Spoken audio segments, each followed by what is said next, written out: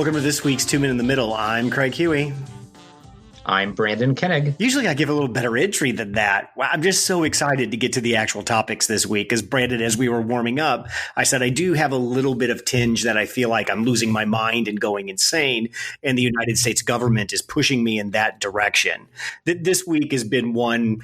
Yesterday when the news broke about President Trump's call to Georgia, that really kind of made me pause a little bit and step back and try to figure out, okay, this was all kind of performative up to that point.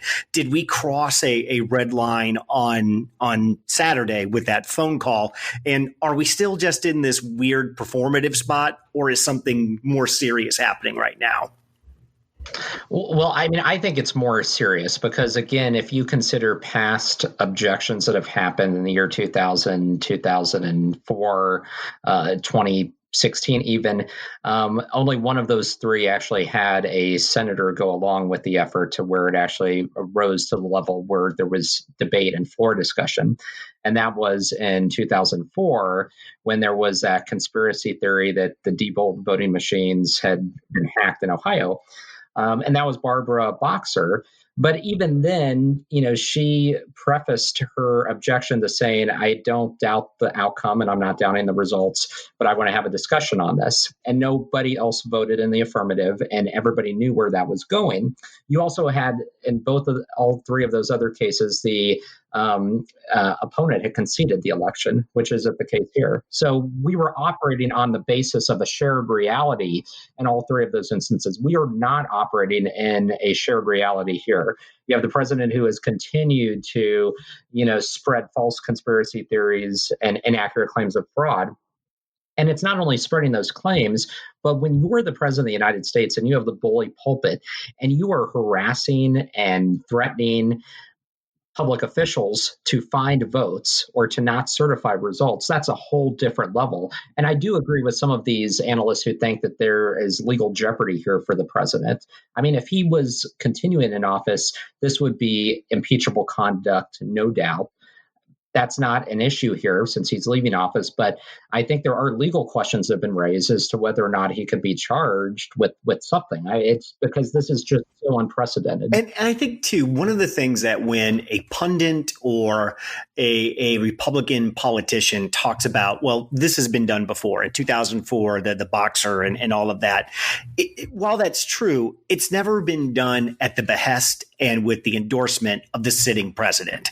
That always is what makes this different. And there is, to what you just said, there's not a lot of parallels between 2004 and what's going to happen Wednesday on the Hill.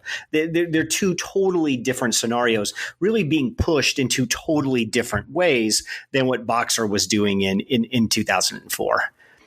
Because what Boxer was doing in 2004, she wasn't advocating for the election to be overturned or for Ohio voters to be disenfranchised. She wanted to have a discussion about voting machines.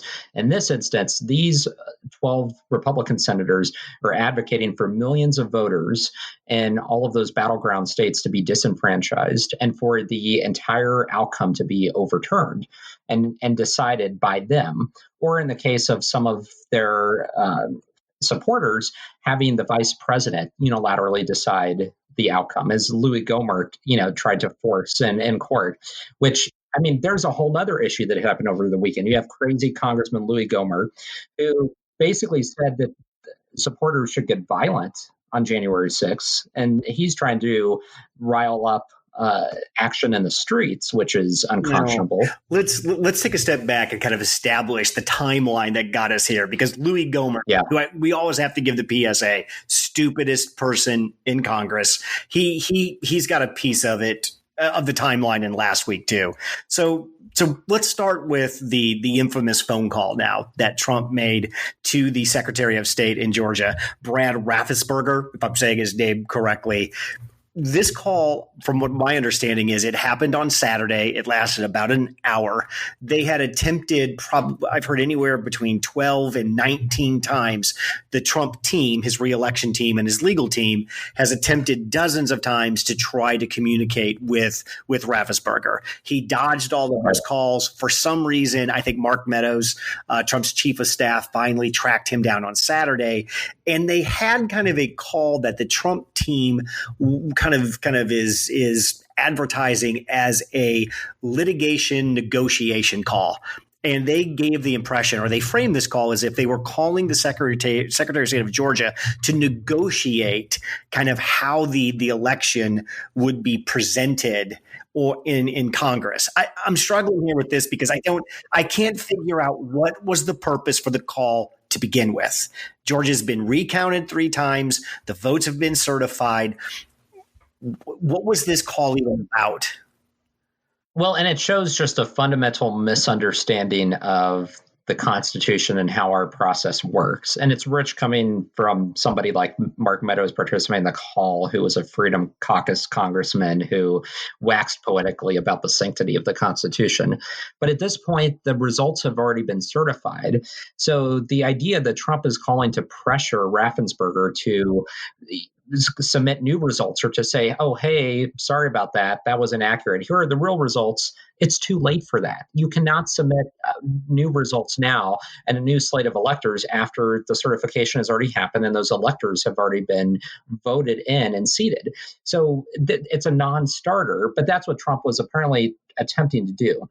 And I don't know if he was approaching it from the mindset of he thought it would really work, or if he was just trying to sow more doubt and mistrust by somehow thinking he could convince the Secretary of State to say, well, we've somehow found these extra votes. And then his supporters would go, see, we were right all along. And then that would kind of force Congress's hand to overturn it, despite, again, the fact that you have certified results. So it appears that, again, it was just an attempt to harass and to pressure action, because he has to keep up this facade. I mean, he's so deep in it now, and he has no evidence to show for it. And he wants something to be able to take to Congress. And what ended up happening is this completely exploded in his face because it was recorded, and we can all listen to the audio and we can all read the transcript. So let's talk about that. So first off, Georgia, I believe that his lawyers come out and said it's a single consent state. So in Georgia, and this is a state law, but in some states, you don't need both people to consent to one party recording a phone call. And basically, that's what the Secretary of State's lawyer suggested they did and recorded the call. What was interesting, I saw an interview with Raffensperger today on Fox News, where he basically said, hey, after he got off the call with Trump went right to Twitter and tweeted a bunch of crap that basically was wrong. And he said at that point in the time, he felt if the president of the United States is going to continue to spread falsities, specifically after that phone call, where he felt like he took the time to try to educate the president on the data he was missing and to set the record straight. He's like, we all felt we had no choice at that point but to release the call, which I think in retrospect was the right idea. Oh, I think completely. And again, that's the only way that you're going to get the truth out there. And I think something of consequence like this, where you actually had the president of the United States, trying to manufacture votes, trying to pressure a Secretary of State to find just enough votes to put him over the top. Yes. Because let's be honest, this isn't about the search for legitimate votes. This is about Trump saying, hey, do what you have to doctor up some votes that would make me come out on top so that I have this wave of support going into Congress on Wednesday.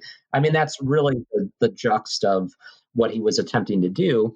And when the Secretary of State wouldn't oblige, then he makes threats, these vague, criminal charges that he's going to, push against Raffensperger. So it only got worse from the initial onset. And if you listen to Trump on the audio, I mean, it's the bizarre ranting of a madman. I mean, is not all there. I mean, he's not all there at all. Have you listened to the whole hour?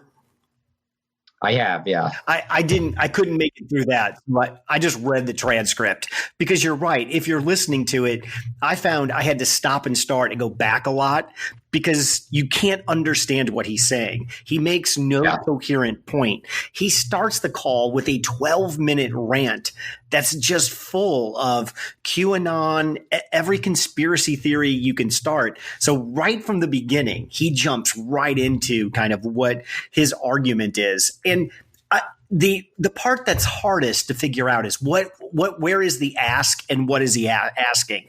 But he clearly tells the Secretary of State of Georgia, all I need is 11,280 votes. And at one point he tells him, I don't care how you come up with it. I don't have to know how you come up with it. Then he weirdly mentions we can sign an NDA to protect you from, I guess, telling me how you came up with it and everything, and we can do it from there. So the purpose of the call is really kind of bizarre and strange and really a non-starter, to your point, what he's calling for. And then when it becomes obvious kind of 25, 30 minutes in that this guy isn't just going to fold, here's where I think Trump kind of ups his game a little bit. And I've heard a lot of people saying, well, he wasn't really threatening the Secretary of State of Georgia.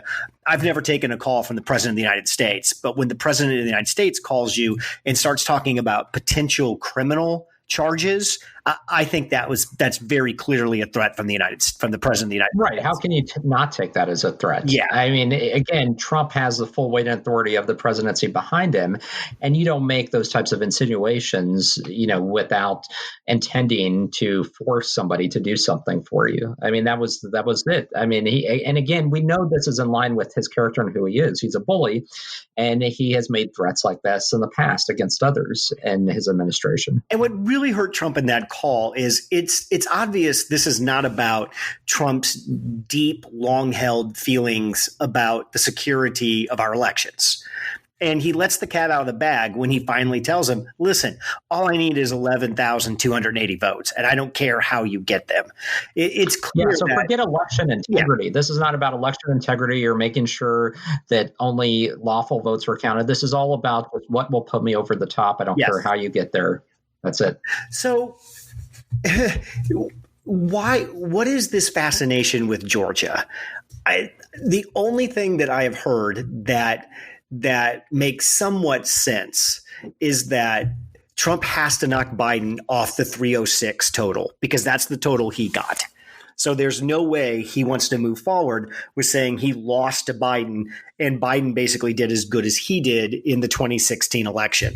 So what he's really looking for is just one state that he can knock his total down so he can move forward saying, hey, I did better than Biden and I won more states and more votes in the Electoral College than Biden did. That's the only thing I've heard that makes sense. I mean, that's possible because he is that petty. I mean, it's all about numbers to him. It's crowd sizes, because you have to think about it from this perspective. When he won 306 electoral votes, despite not winning a popular vote majority, he claimed that was a landslide and the biggest victory ever. So if Biden has won that as well, so that's a landslide for Biden. And Biden also won the popular vote by over 7 million.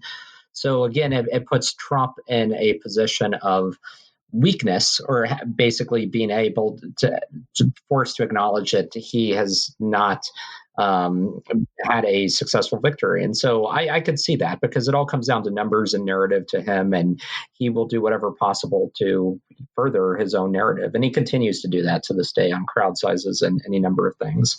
I guess what I was surprised over the weekend, Trump also alluded in that phone call, if you remember, to a U.S. attorney in Georgia that he had appointed, who he referred to as a pro-Trump attorney. Yeah. There was a U.S. attorney who resigned today. I don't know if you noticed that. I did see that. Is that the guy he referenced? That was and that's what people are trying to piece together. So this guy was U.S. Attorney Pack, who, for the Northern District of Georgia, who resigned. He had been appointed by Trump, and Trump had made a reference to an attorney in his talks with Raffensperger. So it's very curious because there's no explanation about why he resigned today, nothing given, no statement. So the question is, did he resign due to influence, and Trump called this guy and say, hey, I want you to press charges against Raffensperger, and he refused to do so, and so he resigned? Because we know that in the past 4 years, other U.S. attorneys and other officials who have resigned like this, it has usually been due to pressure, and they won't carry out the wishes of the president, so they resign instead.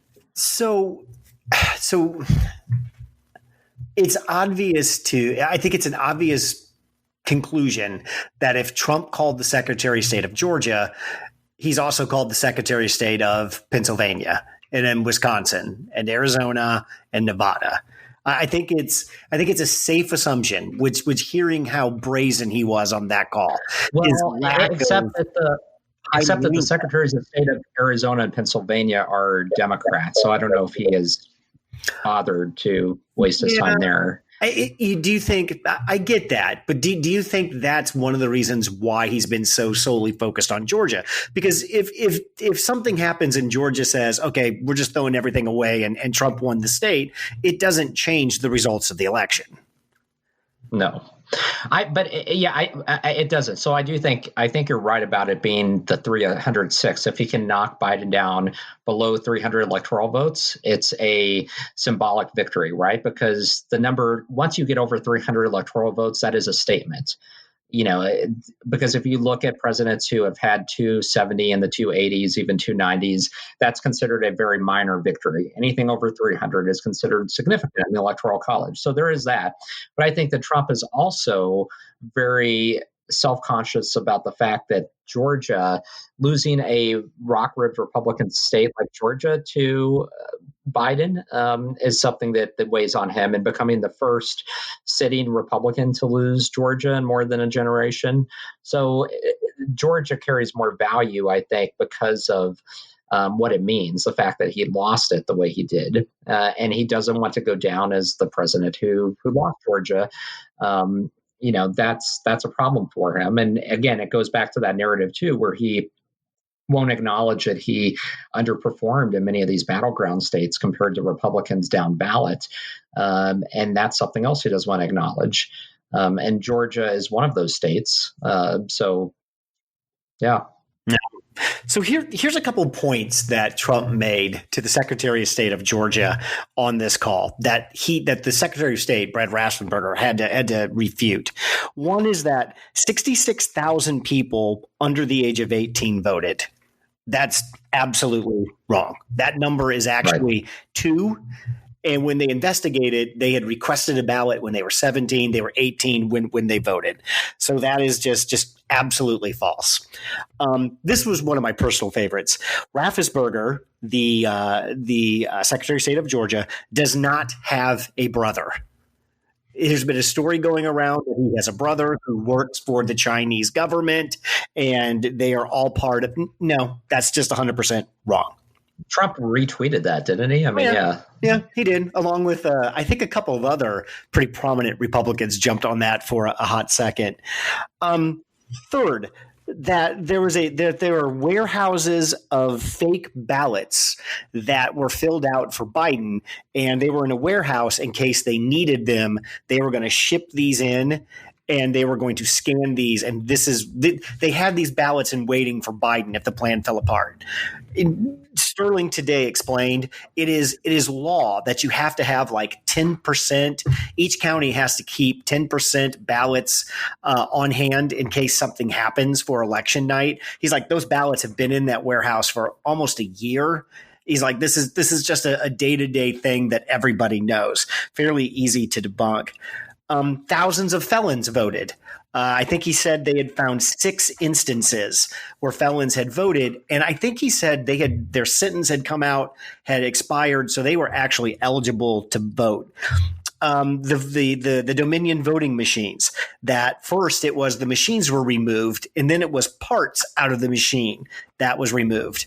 And it's like, no, that didn't happen. My point here is if you look at the points Trump was making, these are all straight up QAnon conspiracy points. There's no legal here. There's no fraud here. There's no concern about system and constitutionality. All this is he rolled up every single conspiracy theory that he's heard since the election, called up the Secretary of State of Georgia, tried to badger him with these using the office of the presidency behind him to, I guess, get the Secretary of State of Georgia to commit a felony and reverse their electoral college results, I guess, is what he was going for. Apparently, that's what he was going for, and it's just, I don't understand it. And again, he has caused more harm to his effort than he possibly could have by going down this route. And again, it now puts all of his supporters in Congress on the defensive because these are the lengths that the president was willing to go to, and it shows just how there is nothing behind this effort. And, it's interesting to me because I don't know why he badmouthed the governor of Georgia quite a bit in that call to Raffensperger.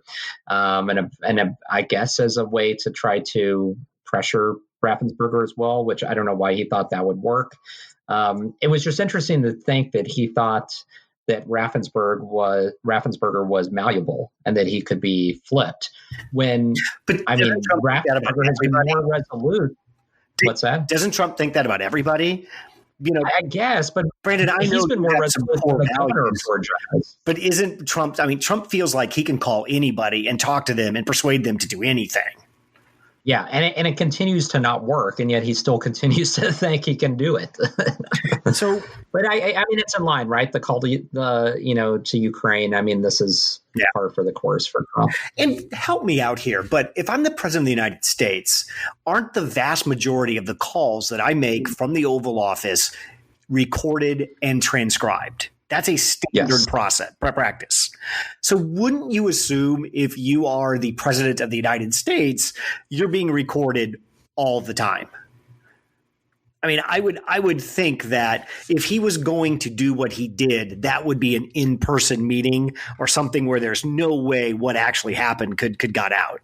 I think that just goes to Trump's just lack of intelligence at this point. Well, a lack of thinking. I mean, he doesn't think about those types of things, and so they don't enter his cognition as something that he should be concerned about, and he never has been. And I think that's part of the problem. He made the call to Kemp in Georgia. Remember, very similar to this. The difference being he just didn't try to get him to manufacture votes, but again, to not sign off on the election certification. And he made the call to Ducey, which Ducey did not pick up at the time that Ducey was signing the certification in Arizona.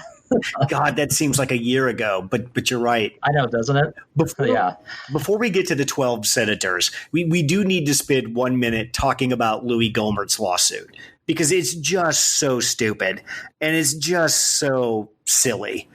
This was the one where, and I'm going to get this wrong, so you're going to have to Google this because it's so stupid. It's even hard to put into words what they were asking. So if I have this somewhat correct, basically they're saying that the vice president's role as the president of the Senate is to basically take the slate of electors and acknowledge that they have them. I mean, they don't get to it. They don't accept them. They don't count them. The VP's role in this process is very ceremonial at best. And I think what this lawsuit is that the Constitution intended for the vice president to make the final determination of who won the election, and that it was in the vice president's power to unilaterally declare Trump as the president of the United States. It's almost even asinine to speak about it aloud because I think it's just such a waste of time. But yeah, that's the crux of their argument in court. The Constitution is very clear. It says the president shall. I mean, it doesn't say he may. It doesn't say that he can determine the outcome. His role is a formality. He basically reads aloud the votes and oversees the count in front of Congress because, again, these votes have already been cast. There's nothing left.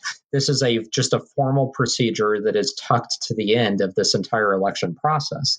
So there is no role, and that has never been interpreted that way in the entirety of our republic. So, so it's ridiculous. There's no way it would go anywhere. It would be thrown out.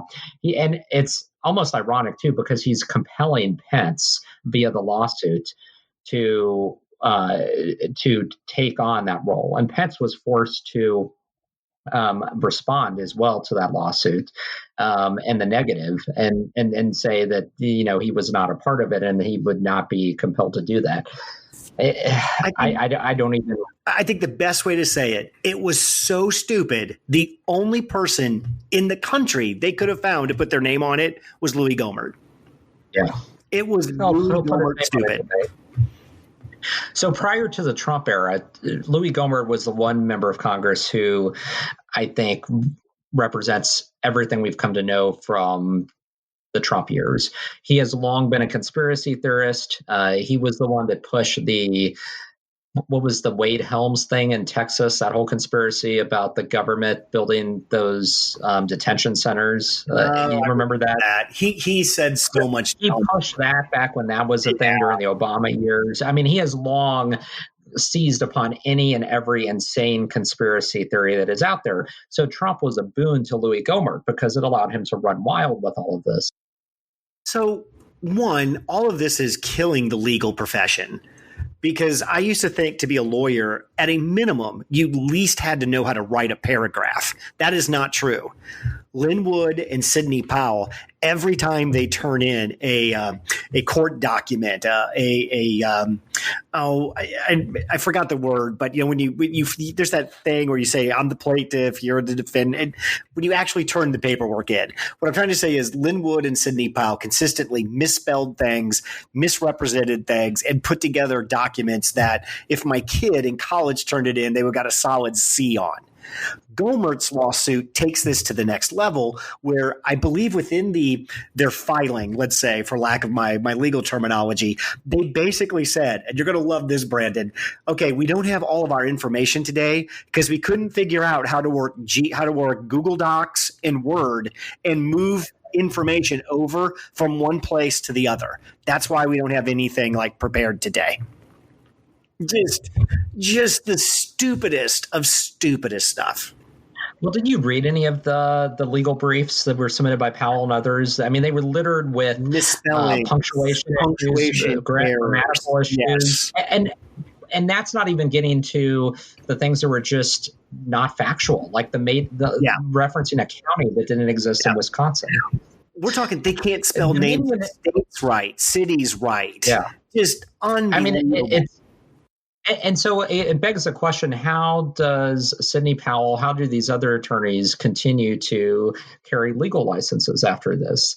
I think that there is a case. I was reading an article today that several of these attorneys who joined on to the lawsuit that went to the Supreme Court to overturn the results are now being reviewed for sanctions, which I think is key because as a lawyer, you basically agree to an oath that you are not going to go take anything to court that is not factual, that has no evidence, and you're not going to mislead and actively, perpetuate lies, which in this case, many of these attorneys have done.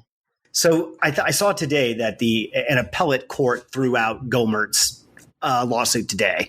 And in that, the judge, this was the first time I've heard the judge say, I'm reviewing this for sanctions. This is one too many. You can't just make anything up and bring it into a court. That's not what this is designed to do. Okay, so Wednesday, when the election is when Congress meets to certify the election or to accept the certified results of the election, there's a process they go through that now up to maybe 100 GOP members of the House and at least 12 GOP senators are going to object. And this is a process where I believe you have to object by specific state. You have to object to their slate of electors. There has to be a person on the House do it as well. They'll be able to get that. And then I believe all that's mandated is a 2-hour discussion period where they debate in each house for 2 hours. Then they come back and they need a majority of the House. And I think do they need 60 or do they need a majority of the Senate to vote to set aside the slate of electors they're debating?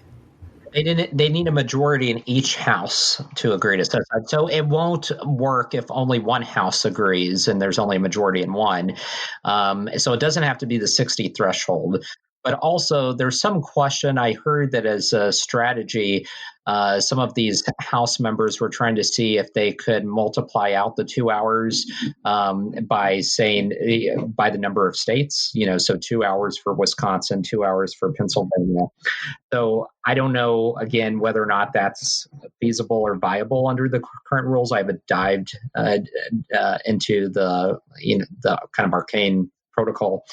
But I would be surprised if that happens, especially now. I don't know that there'll be an appetite for it. No. And so I was going to say, yeah. And what they're trying to accomplish is to put together a commission that in 10 days would study the results and the irregularities as they see them in the 2020 election. That sounds preposterous. It's preposterous. What are you going to do? Yeah. Well, this proposal says that if the commission finds substantial irregularities, then they're going to compel the state legislatures in these states to reconvene, consider the irregularities, and consider appointing alternate slates of electors. And they're citing, was it 1873 or 1878 was when Rutherford B. Hayes and Tilden. 1876, that election, okay. Yes. And I mean, the country was just coming off the Civil War. It was a completely different time. It's not an apples to apples comparison. Not at all. And so for our listeners too, who listened to my Minute Pod a couple weeks ago when I went through the whole process, I referenced the 1876 election because that was the only one you can go back to that was, anything like what we're seeing them attempt to do this time around. And it was very different because there was actual fraud. There were cases where there were competing sets of electors sent to the governor to sign, and he didn't know which one to sign. I mean, there was rampant issues with the way votes were submitted in that election. And there were also cases in a handful of states, including Florida, and I forget which other state, where electors were invalidated. And for example, I think for the president who won Florida for the candidate, and they were replaced by the governor with an elector for the other candidate. So it was an intentional process of switching out electors that went against the actual popular vote of the state. So there were multiple issues, and that was also a very close election, which we don't have here. That was an instance where the vote came within a couple hundred votes nationwide. Again, very different circumstance than here. And there were 3 states with, like I said, multiple electors submitted, voting issues. So it was a very different issue than what we're seeing now. There's no case to be made. And I think a couple of things that make it very different is, well, number one, we're about 10 years removed from the Civil War. So where a lot of people voting in this were not part of the country a decade ago. I mean, we're dealing with the process of reunifying the southern states back into the federal government. So that's slightly different than where we are now. And it was a complete political stunt because how that got resolved is the federal government agreed to remove a bunch of troops out of the South. And when they agreed to do that, they dropped their challenge and everything went through and Rutherford B. Hayes became president. So the conclusion of that was a political conclusion. It was, and it was still a very controversial election because there was a commission that was divided evenly, 1/3 of Supreme Court members, 1/3 House and Senate. And so, which ultimately decided the outcome of that election. But we haven't had an election that's been anything like that. As you said, the context which it took place or the circumstances of how close the vote was and the irregularities regarding slates of electors that were submitted. It was a very unique case, and there's nothing at all in 2020 to compare. And I will say this again. 2020 was probably one of the most secure elections of our lifetime. And that was Trump's election security chief who said that, who was forced out. There are no widespread or systemic examples of fraud. There are individual examples of voting irregularities or even voting fraud in every election, and there has been since the time of our republic. And the question always is it isolated instances of fraud or irregularities, or is it systemic to where it could swing the election in any given state? We're nowhere close to that, even if there was, based on the totals. There are 12 senators who are going to object. I'm not really worried about the House. It started with Holly. Yeah, Holly was the first domino to drop and last Holly week. Yeah. provided cover. And these, I would say, are the usual suspects: Cruz, Blackburn, Kennedy, Ron Johnson, Tommy Tuberville, the new gal from Wyoming. She's in it, which I got to say to those two, ballsy move for a freshman senator. Ballsy move. No kidding. Wow. Day one, you defy McConnell and you cast this vote. I hope that works out for you. But Ron Johnson, the senator from Wisconsin, who is part of this 12, was on Meet the Press Sunday, and he and Chuck Todd contentious interview. had a very heated exchange. And I loved it when Chuck Todd called him, "You are the arsonist. You started this fire."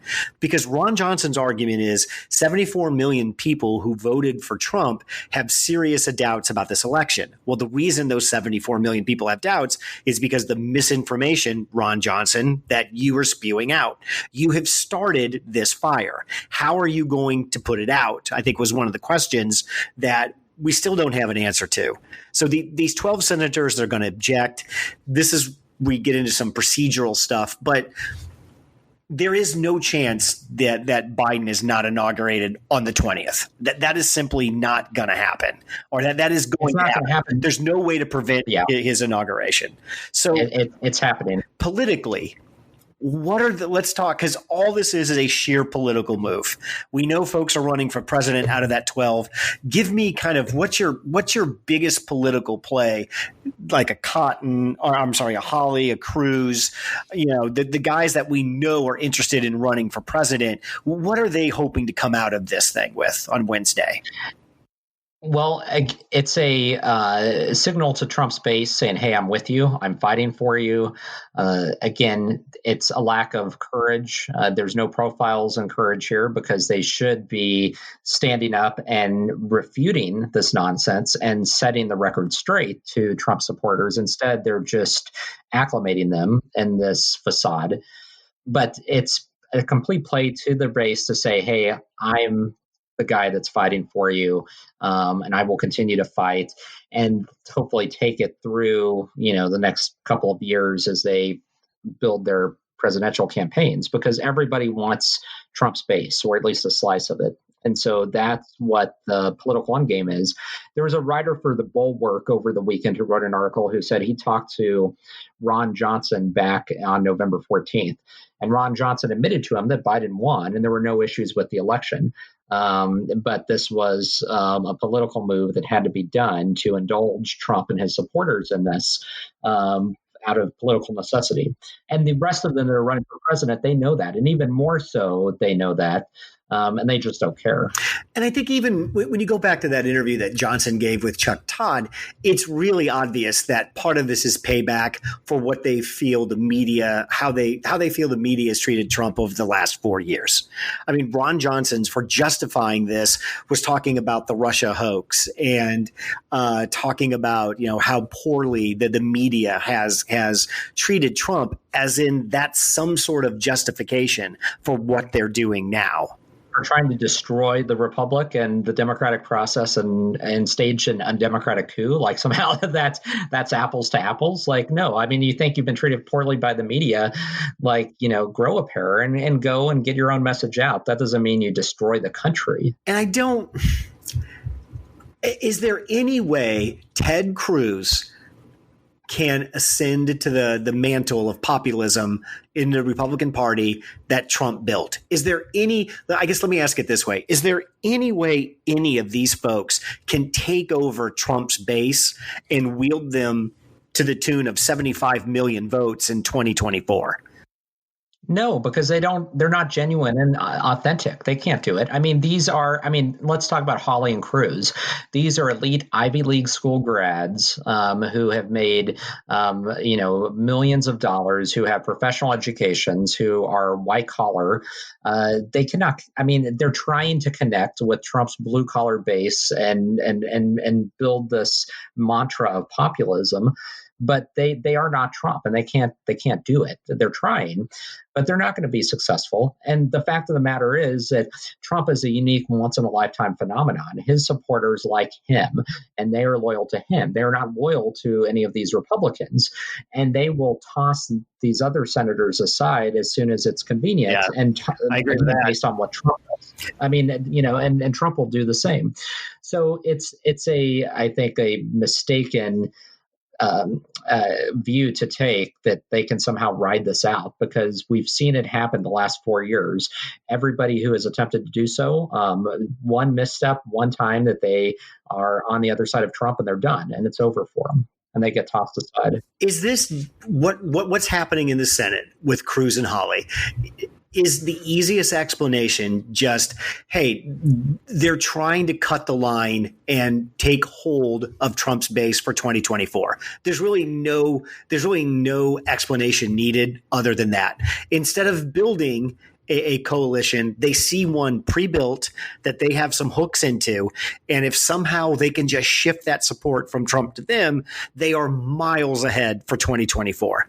2024 for whoever, if one of them could pull that off, the path to 2024 gets a lot easier. And is it just that easy? That opportunity's there. Don't care if we got to step on the Constitution and piss all over norms. If that's what it takes, so be it. That's what I'm going to do. It's about taking the easy road politically. That's all it is. And I mean, they're putting their political futures ahead of everyone and everything else. I mean, the future of the nation and our peaceful transition of power. And there's those that are not running for president are doing the same, but they are just thinking about their own reelection so that they don't have primary opponents. Because again, it all goes back to primaries and about being deathly afraid. And I don't know what it'll take for them to learn. People like Rubio have cozied up to Trump, and it hasn't worked. I mean, there's a good chance that Ivanka Trump runs in the primary against Rubio now that she has put her residence in Florida. And so you have Laura Trump running likely in North Carolina. So you can do almost everything right. But if you are not 100%, if you're 99.9%, it's not enough, and you're going to get primaried. So why even bother? Why not craft your own coalition, build your own following and identity, and convince people of what you are selling, and then have some backbone, like stand independently rather than being a follower of a president who's on his way out and who's going to be remembered in history and infamy for what has happened. And we'll take a machete to you the first chance it's convenient for him to do so. Absolutely. He won't hesitate. Twice, Brandon. I mean, his administration is a legacy of the people that are now just basically collateral damage who have served in his administration. Yeah. All you're signing up for is to get thrown under the bus at some time it's convenient to Trump. That's it. And so I'm not a psychologist, but I mean, I would love to talk with many of these members one-on-one to just understand the frame of mind to where that short-term, easy political manipulation is somehow just is front and center, and nothing long-term enters into the equation, because I don't understand it. And the fact that so many of them continue to do this, it's baffling. Twice I have heard you say Ivanka runs against Rubio, that she is a primary challenger for Florida and Rubio. I have to say the second time you said it, I liked it even better than the first. If there's any way we can make sure that happens, that race would be phenomenal. Well, Ivanka is highly ambitious, and it's no accident that she made a lot of trips for her father and in place of her father on the campaign trail, policy speeches as well during the last 4 years. And by all people that are close to Trump, they say that he sees her as his heir apparent more so than Don Jr. or other kids. So, and I don't think it's by accident that she has already set up residence in Florida. I think she is very keen on having a political future, and she's looking at where that is likely to happen and where that can easily happen. And again, she doesn't care about Rubio. I mean, why should she? Shouldn't care about the Republican Party. Shouldn't care. No. I mean, she wasn't even a Republican. She wasn't even registered to vote until 2016. Is Mitch McConnell the boogeyman I make him out to be all the time? because he certainly has not wrangled his. We have a phrase in this house: "Not my monkey, not my circus." That's meant to be, hey, that's not my problem. That's your problem. Mitch McConnell is not controlling his monkeys, and he's not controlling his circus. It seems like they have completely gotten away from him at this point. Well, they have, and the problem is the current crop of senators, and especially these newly elected, for Mitch McConnell, the balance of power has shifted. I mean, he has ruled the Senate with an iron fist and has been in Congress, for decades. But this new crop of members, they don't care about longevity, and they don't care about crossing him and what that may entail in terms of punishment, because their loyalty is with Trump, and they see that as the answer to your point. I want to drill down on this in 1 second. What you just said, it just struck me. Josh Hawley and Ted Cruz are not 36-year members of the Senate. The Senate to them is a jumping point to something else. They don't care about all it is, and they don't care to be there for decades. Yes. They don't plan to be there. Yeah. So they just look at McConnell as some old, weird legacy dude who, hey, we're just not going to do it that way. Much as I bitch about McConnell and much as he deserves it, I'm kind of uncomfortable thinking about what does the Senate look like without him. Because at least when he's there, you know exactly what you're going to get. And everybody generally follows the rules that he lays down. If that breaks down on the Republican side, you've got a lot of problems on your hand. Well, and don't forget too that Mitch McConnell, with his PAC, with the majority PAC and the various other funding mechanisms, has been able to fund campaigns for many of his allies to the tune of millions of dollars. But the problem is now, look who else can fund campaigns. Look at how much Trump raised. All of these incoming senators have watched Trump amass over $200+ million in the period after the election. And they said, hey, Trump may start a PAC. He may back candidates he supports. I can get more money from Trump than I probably could from Mitch McConnell. So why bother? Why try to, again, the balance of power has shifted, not just politically, but also financially. If you're Tommy Tuberville, what can Mitch McConnell do to you? Because you just won a Senate race that basically you did nothing to win. You didn't debate Doug Jones. You talked about you were going golfing on election night because you're a Republican in Alabama. The fix is in. It doesn't matter. If you have people like that can win elections in the Deep South or in certain pockets in the Midwest, kiss off, McConnell. Okay, so I don't get a plum committee assignment. Who cares? I'm going to win a re-election anyway. I think McConnell – When I looked at Mitch McConnell this year, I just thought of him as old. And maybe what we're seeing is that I think Mitch McConnell's in the twilight of his career anyway. I think maybe he's picking and choosing what he fights and what he doesn't fight. I think that's partially it too. And don't forget that the Senate, the dynamic of the Senate has changed quite a bit in the last several decades. When the Senate got rid of earmarks on bills, that was an opportunity for the majority leader to dangle power and privilege for senators and say, hey, do what I tell you, or I'm not going to put in this earmark for, your hometown processing plant. And that's not even an issue now. I mean, earmarks are a thing of the past. So there's very little that is incentive for now incoming senator to follow Mitch McConnell, do what he says, especially for those that, again, see it as a short-term stepping stone. Like you said, they're not going to be there long. They really don't care what they get or what committee assignments. It's about a platform to jump to higher office, something else. And, they're just not going to play ball that way anymore. And they don't have to now that they have Trump, who will soon be a private citizen. And if Trump chooses to weigh in and establish a PAC, he's going to be a counterbalance to Mitch McConnell. People have talked about Trump being an issue for Biden, but Trump is going to be a long-term problem for McConnell. And he's going to be a long-term problem for Republicans. We were talking about this before we turned the mic on. If you're Cruz, Hawley, Cotton, I'm trying to think of other folks that are obviously running in 2024. The prize would be the endorsement of Donald Trump. That would be the best possible thing that you could get in order to help your chances of being elected president. I think we both agree that if you're one of those three, if any one of them could wiggle an endorsement out of Trump, that puts them miles ahead of everybody else. What do you think Trump would demand to endorse Josh Hawley as president in 2024? Oh gosh. I mean, the question is, what did he demand? I mean, he'd like Ivanka in the Senate, $6 billion. Money, pay off my debts. Yeah. Buy a couple of hotels.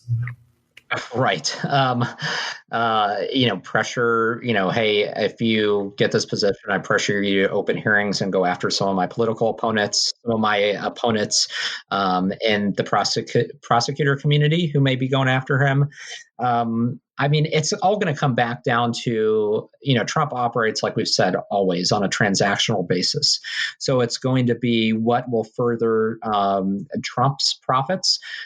His personal motivations will also include removing legal liabilities, immunity, and being able to push political supporters who he funds to do that in any way they can. I don't really like this prosecutor. Hey, when he comes back up for a vote, Senate confirmation, I want you to nix his, appointment. Those are the types of things I see Trump attempting to do. That's in line with who he is. And I've been pretty consistent with hey, when Trump's gone, let's just forget it. Don't pursue him legally. Hey, if the states want to, that's great. But I think the DOJ should discourage that. We all just need to move on, has been my point up to now. I think I've made a 180 on that. After that call and after hearing the president actively trying to persuade an elected official in the state to flip an election to him, I have no problem with the DOJ or individual states targeting Trump. I think he's earned it, and I think it's coming. I think he's earned it, and I would even call it targeting. He has put himself out there. I think there's plenty to investigate and go after, and it would almost be a dereliction of justice for that not to happen, because if to let this go without opposition, that would be just awful. So I think they do have to go after him. But as I've said all along, I think the media has to have a total blackout when it comes to Trump. I think that outside of the legal issues and him being prosecuted, don't give him the time of day. Don't amplify his voice, because he thrives on media attention, and let him fade as being a voice with a platform, and just don't cover him unless you're covering him in the context of legal challenge. Let's switch to the Georgia Senate races. And I got to tell you, with as much attention that's being paid to Georgia and these 4 people running, I kind of don't like any of them. Yeah. So on both sides then? On both sides. Purdue and Loeffler are not non-starters. What's Kelly Loeffler doing there? I got it. She's worth like $1 billion. Cool. Okay. That's just a straight political appointment, because she was a governor's appointment when who was it that somebody left or didn't run or retired? Yeah, it was when which senator I'm blanking out, who was appointed agriculture secretary. Yeah, I want to say Haley Barbour, but that's not it. No, that was older. Yeah. Anyway, nobody voted for her Senate seat. She was appointed. And then David Perdue, is this his 3rd term in the Senate or 2nd? He's been there. I think he's been there a while. Yeah. Yeah. And Brandon, the reason why that doesn't roll right off the top of your head, because he doesn't do anything. He just occupies a Republican seat. That's all he does. That's all he does. Yeah, he's not noted for any major legislative achievements or accomplishments. Loeffler replaced Johnny Isaacson, who resigned for health reasons. So, and then on the Democrat side, Ossoff, all he's done is lost twice in running for the Senate. So why would he win now? I don't understand that. And Raphael Warnock, I just don't. Raphael Warnock looks like he's just a parrot of the progressive wing of the Democratic Party. I guess I just don't see anything in those four that's original. I don't see anything in those four that's compelling, and I really don't. I don't know. A race with this much attention, I think, deserved four better candidates. Kelly Loeffler looks like a robot. She just says the same 5 lines over and over and over again. David Perdue is pretty slimy. It's been pretty well documented. He is somebody that's had huge ethics issues in the past, and I'm just not sold on the Democrats either. So, do you have any gut feel? I've seen no polling out of Georgia. I've heard that maybe the Democratic candidates are a point or two ahead, but nobody believes that. Is there what do you think is going to happen in Georgia other than another nail biter? That's obvious. I have seen polling that has shown that there's been kind of a reversal. Some of the early polls showed Republicans leading. They now show Democrats leading. Take that for a grain of salt because we know how the polls were overall in 2020. But if you look at the early vote numbers and the turnout numbers from which counties and by race, because Georgia does break that down, Democrats are getting the turnout they need from African-American communities. So far, about 80% of the African-Americans who voted in 2020, the general in November, have already voted early in this election. So that's huge, and that's a good sign, because the fear for Democrats this whole time is that in Georgia, there's a history of their voters dropping off dramatically whenever there's special elections. That's not happening this time around. Now, the problem for Trump is rural counties are lagging behind early vote totals in November. Now, granted, we know that more of Trump's base turns out on Election Day, which is true. But when your early rural vote is lagging behind the early rural vote in November, that puts you at more of a disadvantage. That means you have to get more of your voters out on Election Day. So I think there's some news that it looks good for Democrats, but it's not a done deal. They need to be getting out every last vote. I know that both campaigns are knocking doors and, phone banking, doing all that. It's going to be close, but Democrats are hitting their targets, especially in metropolitan Atlanta and some of the academic communities where the colleges and universities are. So that is good. There's a handful of counties, I think Chatham, where Savannah is, and there's another county that are Democrat where they're a little bit behind. And so there's been kind of a 4-alarm fire to get voters out there. But metropolitan Atlanta is seeing turnout that's unprecedented for a special. So I heard too today that there are 117,000 new voters registered in Georgia that did not vote in the general. Who in the hell are these people? Who misses voting in the most consequential general election of your lifetime, only then to go through the process to register to vote in the special election? That makes no sense to me. It doesn't make any sense. Now, I do know a small portion of those voters are kids that turned 18. Yeah. But that's between November and now. 1,000. No.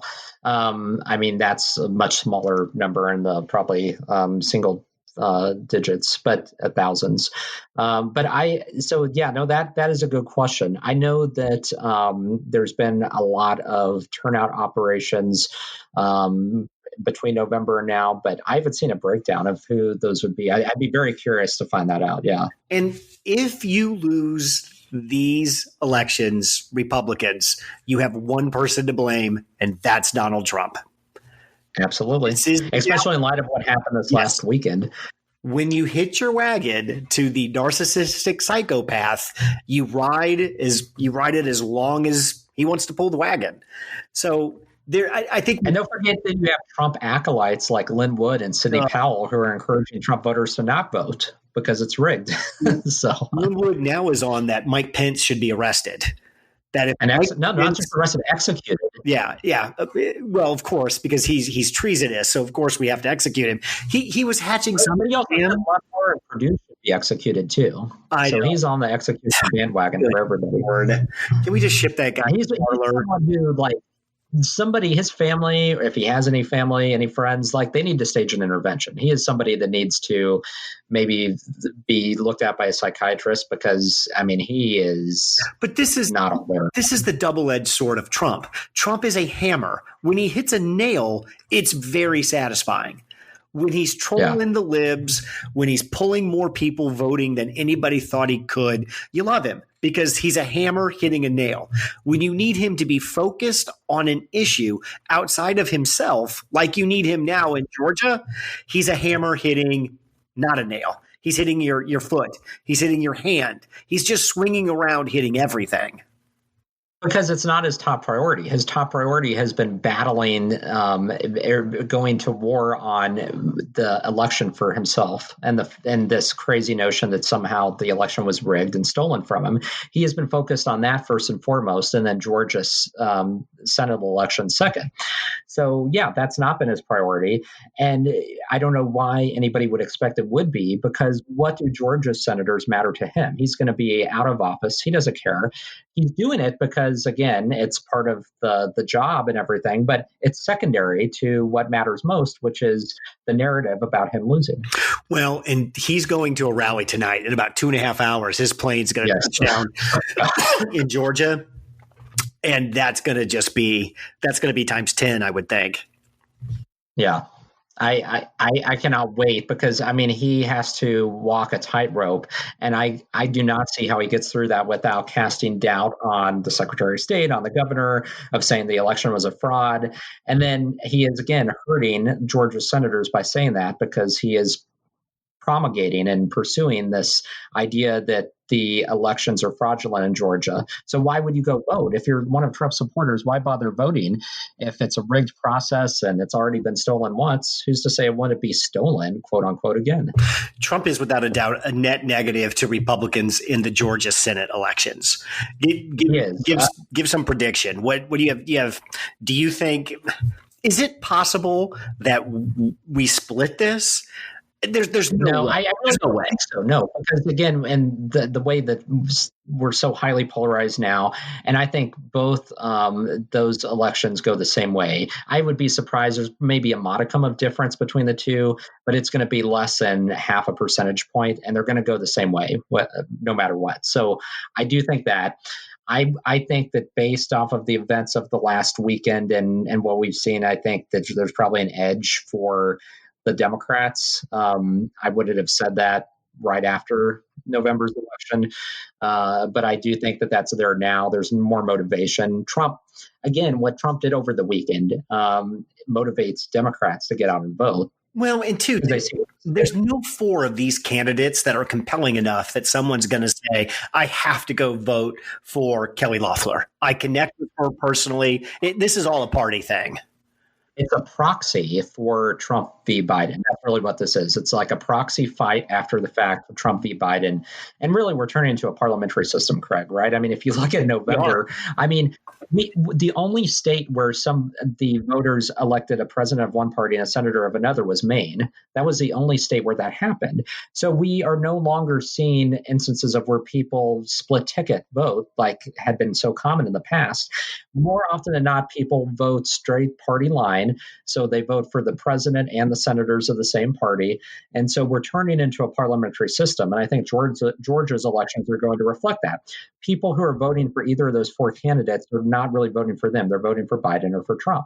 Well, if the House today, in their new rules, basically said the minority party can offer no amendments to bills to be voted on. We are headed towards a European parliamentary system. We're about 3/4 of the way there. The only thing holding it back is the filibuster in the Senate. That's it. Yeah. And if that goes, we might as well just have another constitutional convention and rewrite the whole damn thing. Yeah, we might as well. It's just crazy how far it's gone. I remember back in undergrad in poli sci, I did my undergraduate thesis on split ticket voting and how it shaped American politics for over 100 years.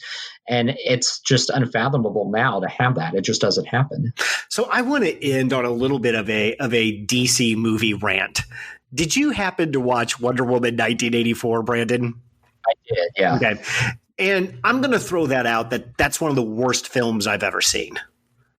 See, I don't know if I would go that far. I mean, there was a lot, I think, that to be improved and to be asked for, and it did not live up to the hype at all. But I don't know that I would say it was the worst. The only thing I really appreciated was the nostalgia aspect. Like, really kind of got into the whole '80s thing, but it was slow. There were long scenes that could have been cut. There were scenes I didn't quite understand why they continued for as long as they did. Yeah, like the entire plot made no sense.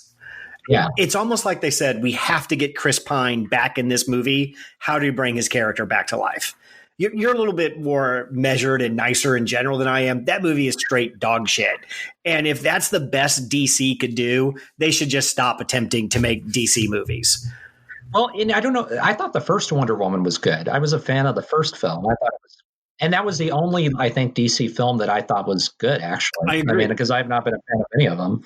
But yeah, this one failed in so many respects. I mean, the only thing that I chuckled at the end was seeing Linda Carter in that cameo, which I probably just ruined it for everybody. But I mean, there was nothing. Yeah, it was long. It was meandering. The plot was confusing. Terrible. It makes no sense. There's no real. The villains are terrible. They have a great cast that they completely waste.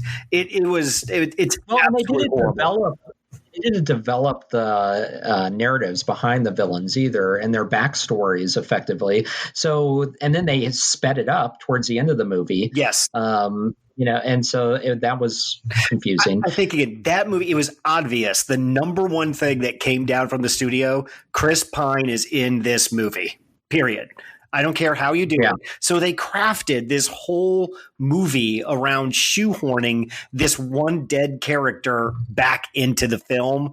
I thought it was awful. I was kind of excited to see it. It comes out on HBO Max. This is kind of cool. It's coming out in the theaters. This is the future. This is awesome. And then they roll it out, and that movie's just terrible. Well, and Barbara Minerva, who's one of the villains, like you see her there, and then all of a sudden she's Cheetah, but you don't really see how she becomes Cheetah. It just happens. It's like, oh, okay, when did that happen?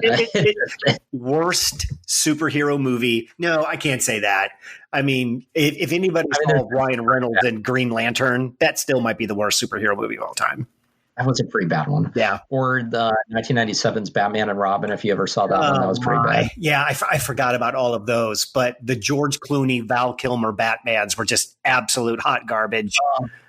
And the dialogue and everything, those were awful. Like Val Kilmer as Batman. Well, maybe Clooney was worse, but it was terrible. Yeah, I don't understand the casting decisions in both of those films. They were just you had Arnold Schwarzenegger as Mr. Freeze. Remember that? Which makes no sense. No sense. Take Arnold, who sometimes it's difficulty understanding what he's talking about anyway, then put him in a giant costume in silver makeup. It just nothing about that movie worked. Yeah, I mean, Arnold is already robotic in many respects in his acting career, and then you put him as Mr. Freeze, where I mean, he literally is almost like a robot. If you cast Arnold in that movie, he's there for his hulking physical presence. Don't put prosthetics on him. He's a walking prosthetic. You don't need to make him bigger. That movie was garbage. All right, so I guess tomorrow we're just going to sit and watch the elections. They won't be decided tomorrow. They'll stretch this out for 3 or 4 days because, again, guys, same rules apply. Those 3 million votes they got early, they can't start counting them until the election is over. This is going to be like Groundhog Day, right? Redux from November when it's like, oh, Trump, the Republican candidates, aka Trump, look like they're doing very well. But oh, wait a second, we have all of the early voting that hasn't come in yet. And then that starts to trickle in and then the counts narrow. And then you're going to see the same thing. Well, what happened? Why did it all stop? Where did all these votes come from? Yeah, I agree. In some ways, this election is just going to perpetuate the exact type of conspiracy that we're working through now, because the exact same thing is going to happen.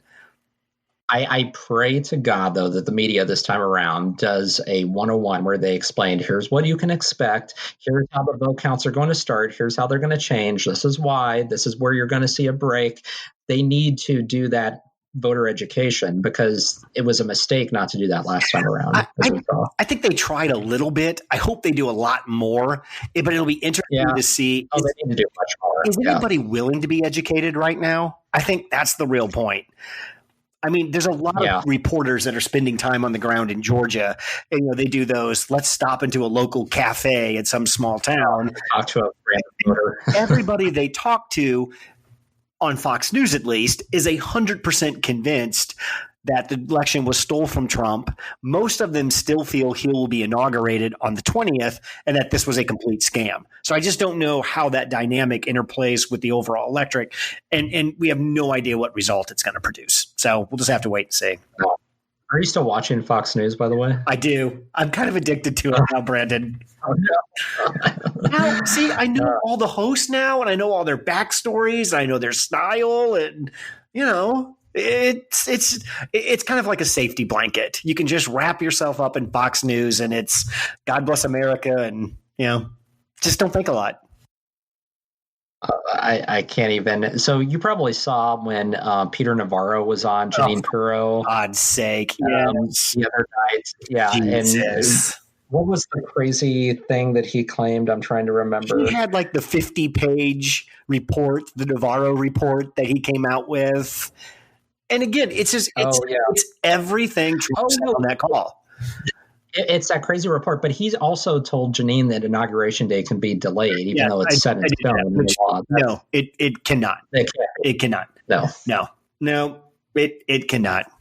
All right, Brandon, we'll just kind of hang out here, see what happens tomorrow, and maybe Thursday or Friday we'll get back together just to get some reaction to what happened on Tuesday. Because if somehow the Dems pull off the double tap and take both of those, I have a feeling the Republicans are not going to take that lightly. Yeah, and then that'll make Wednesday even more interesting to see how the Electoral College vote count goes. Yeah. All right. Thanks, Brandon. I'll see you later. See you later. Thanks, Craig. Thanks for listening to 2 Men in the Middle. Make sure to give us a 5-star review wherever you get your podcasts. Check out our website at 2meninthemiddle.com. Drop us an email at 2meninthemiddle@gmail.com or tweet at us at 2 Men in the Middle. We'll see you next week.